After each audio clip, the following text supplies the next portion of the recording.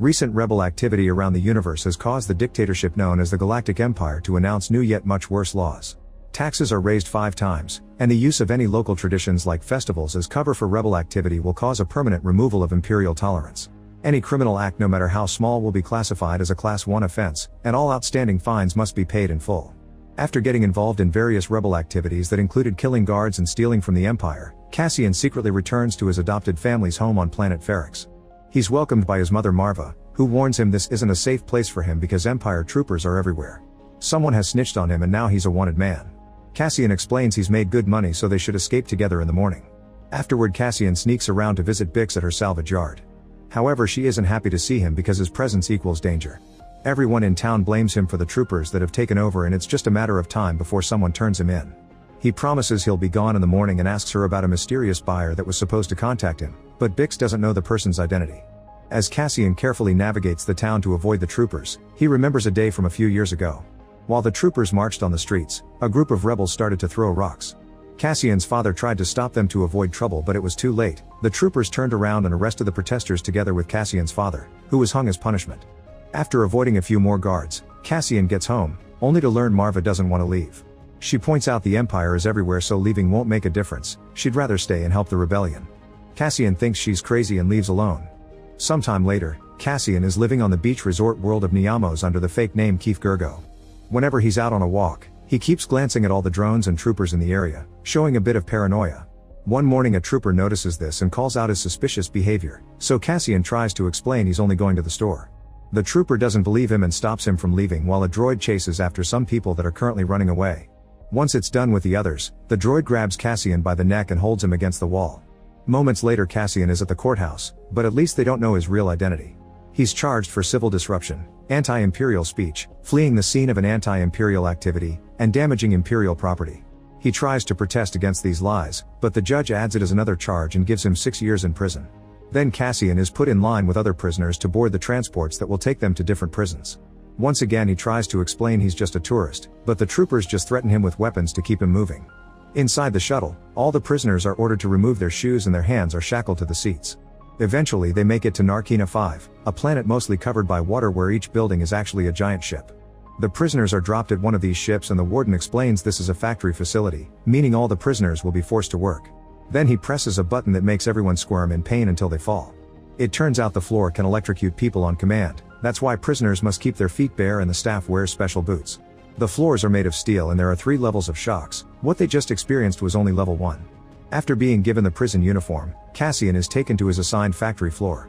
There's a delay at the entrance and he gets to hear all the details of the guard shifts. All the prisoners put their hands on their heads as soon as they see a guard and Cassian is sent to the working area on an elevator. The factory has 7 levels and Cassian has been assigned to the day shift on level 5. The manager of this unit is Loy, who shows Cassian the ropes. The shifts are 12 hours long and the prisoners are under constant evaluation. The different areas compete against each other, so Loy tells Cassian not to slow them down if he doesn't want trouble. Cassian is sent to work and he meets his table mates, who are trying to rush through the job. Since they've been missing a man for a while, they're behind on production. Suddenly it's announced that Sector 5's productivity isn't acceptable and Loy orders everyone to hurry up, threatening to punish the slowest table. Everyone starts working as fast as they can, putting all their energy into it. After the day is over, the prisoners are put in lines again so the night shift can come in. Cassian notices a man talking to a guy from another sector using sign language at the window. Then Cassian's group is taken to their block, where he learns about the lights. White is cold, red is hot. If the white lights start flashing, it means they have a few seconds to get in their cells. There are sensors in the floor, so if they detect 2 men in one cell, they get instantly fried. Cassian's taken to his new cell, which has a wall rack with all the necessities: water, night light, shaver, plate with a spoon, and a toilet that comes out. The food comes from a tube and he can eat as much as he wants because the guards like them healthy and fueled. The factory team that wins the day's productivity numbers gets more flavor, and those whole loos get fried. There's also a screen on each cell that counts how many days each prisoner has left. A man asks Cassian what he did and when Cassian says nothing, the guy isn't surprised and shares that they recently doubled everyone's sentences under the new law. The prisoners start discussing all the news and the situation with the rebels, but Cassian pretends he knows nothing. A man tells Cassian not to look at the number because it doesn't really matter, they'll be in prison as long as the Empire needs slaves. He's interrupted by Loy, who pushes him against the wall and makes him shut up. At that moment the alarm announces a red floor and everyone enters their cells before they could get fried. The lights stay red all night long and turn white in the morning. 30 days later, Cassian has gotten used to the prison routine. He eats the disgusting food from the tube, brushes his teeth with a toothbrush also connected to the wall, and joins his group in a communal shower. The washing is done by automated steam before the prisoners are given fresh clothes. Then the prisoners are put to work for 12 hours, and if anyone slows down for even a second, Loy calls them out for it. That night Cassian is woken up by a horrible sound. It turns out a prisoner self-deleted by jumping on the red floor. Instead of showing sympathy, the other prisoners complain about the smell and how this will affect productivity. On Ferrix, Bix and a friend are taking care of Marva, who has become very ill. Bix enters a secret area behind a repair shop and activates an illegal radio transmitter to try to send a message to Cassian about his sick mother. The rebel network picks up her message and the leaders shut down Bix's line for security reasons. The next day, Bix is horrified to discover that the troopers arrested the owner of the repair shop and feels guilty for using the radio. The captain sees her in the crowd and calls her name, so Bix immediately runs away as fast as possible. Unfortunately, the guards soon catch up to her and she's captured too. She's then taken to Lieutenant Miro for interrogation. Miro threatens her with pain if she doesn't cooperate and begins asking about Cassian and the mysterious buyer. When Bix points out Miro won't believe anything she answers, Miro authorizes torture. Bix is tied to the chair before a doctor puts a headset on her that makes her yell in unbearable pain. After hours of torture, Miro starts the interrogation again. After she's done, she tells the guards to keep Bix alive as a witness, but they can hang the repair shop owner.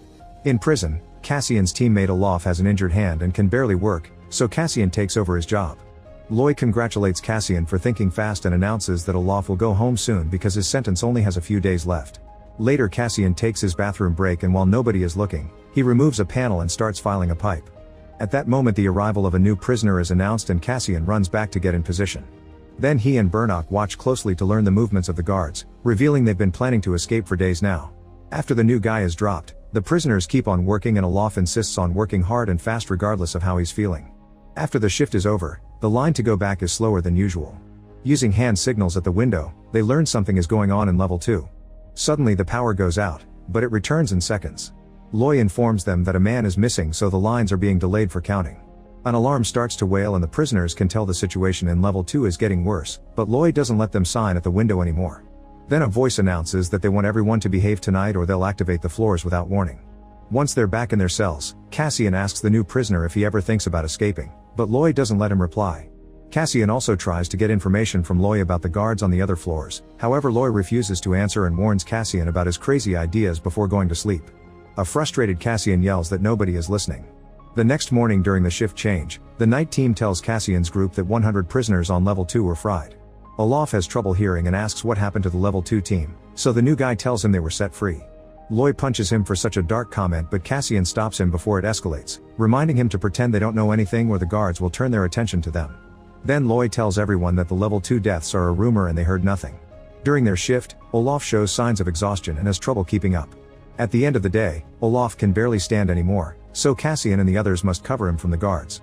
Regardless of Olaf's situation, another table did less work than them so Cassian's team doesn't get fried. On their way to their cells, Olaf finally collapses.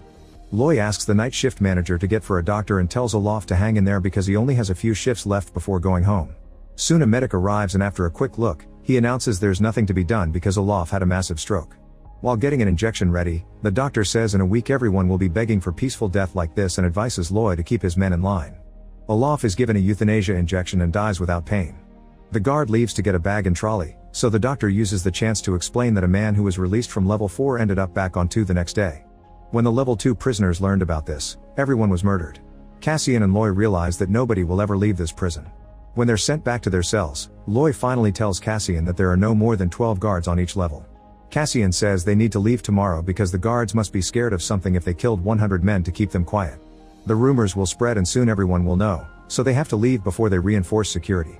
Loy doesn't think Cassian's plan is good enough, so Cassian shakes him and points out they'll bring a new guy to replace Olaf, meaning it'll be the perfect moment to strike. Once they're back in their cells, Cassian tells everyone what he learned from the doctor and Loy finally snaps, yelling that nobody is ever getting out. He sends everyone to bed by telling them to think about it. The next morning Loy gives an inspirational speech to convince everyone they must escape by working together. On their way to the factory, the intercom announces that all shift changes will be silent until further notice. For the next few hours, everyone works and stays in their best behavior. When Cassian finally sees an opening, he leaves his table and a teammate discreetly passes him a wrench that he hides in his sleeve. Burnock also leaves his table and gets in position while the guards announce the new guy is coming, and the prisoners begin gathering machine parts or tools to arm themselves. Cassian makes it to the bathroom and starts filing the pipe again, causing further damage with the help of the wrench. After applying lots of strength, the pipe finally bursts and water begins pouring out. He then runs back to the factory just in time for the arrival of the new prisoner. As water starts reaching the room, the guards activate the lift and the prisoners trigger their plan. Two guys pretend to have an argument that escalates into an actual fight, and while the guards are distracted watching them, Cassian puts the wrench into the elevator to jam it. Next, the prisoners break a machine to expose a thin tube that produces steam. As the guard on the elevator tases the new guy, Burnock jumps on the platform and pulls using all his weight, breaking it. The guard falls and drops his taser, which is grabbed by the new prisoner to get his revenge. After the guard goes down, another officer brings the new man down with a quick shot. All the officers are getting ready to open fire, however Lloyd commands the prisoners to attack and they start throwing things at the guards. Shots are still fired and a few prisoners are brought down. Burnock tries to keep on climbing, but sadly he's shot down, so Cassian takes over. Eventually the guards get tired of the projectiles in order to activate the floor. The prisoners immediately jump on the table, but a few who aren't fast enough get electrocuted anyway. The floor's power makes contact with the water and triggers a short circuit that shuts down the power on level 5. Now that the electric floor is disabled, the prisoners can move freely and Loy leads a revolt. The guards open fire again, bringing down more prisoners in the middle of the chaos. Cassian continues to climb and finally reaches a guard, so he makes him trip and punches him to knock him out. Then he uses the man's gun to shoot the other guard. Now Loy and the rest of the prisoners can climb too, while Cassian kills the guard at the control panel. Meanwhile, on the other levels, water is started to leak through the machines. Soon the prisoners reach the weapon closet and everyone gets armed. When more guards arrive, they immediately get shot down. The control panels in other levels begin warning about water issues too, and more officers are sent to investigate. The guys from level 5 start spreading through the facility and killing more guards while calling other prisoners to join the fight. The elevators are activated and soon more men are joining the revolt. Shootouts ensue in the corridors, but no matter how many prisoners the guards manage to kill, dozens more leave their workstations to fight. While Loy and Cassian make their way upstairs, a countdown is announced to isolate level 5. However, the duo reaches the command center and kills an officer as they demand the countdown to be turned off. Once that's done, the duo also forces the officers to shut down the power. The hydro generators are stopped and power goes out in the entire prison before the backup generator kicks in. Next, Cassian keeps both officers against the wall while Loy uses the microphone to inform all the levels what's going on, urging every prisoner to escape now that the floors are deactivated. He also confirms that level 2 was fried and they have no future here, so dying trying to escape is still a preferable end. Soon there's a riot in every level with prisoners running all over the place and gathering weapons as they chant one way out. Realizing they're vastly outnumbered, the surviving guards stay hidden in a bunker. The prisoners run through all the corridors and up the stairs until they finally reach the top of the facility. Everyone starts jumping into the water except for Loy, who admits he can't swim. Before Cassian can help him, he's pushed down by the excited crowd. A few hours later, Cassian and another prisoner have reached land and are running away under the light of 3 moons.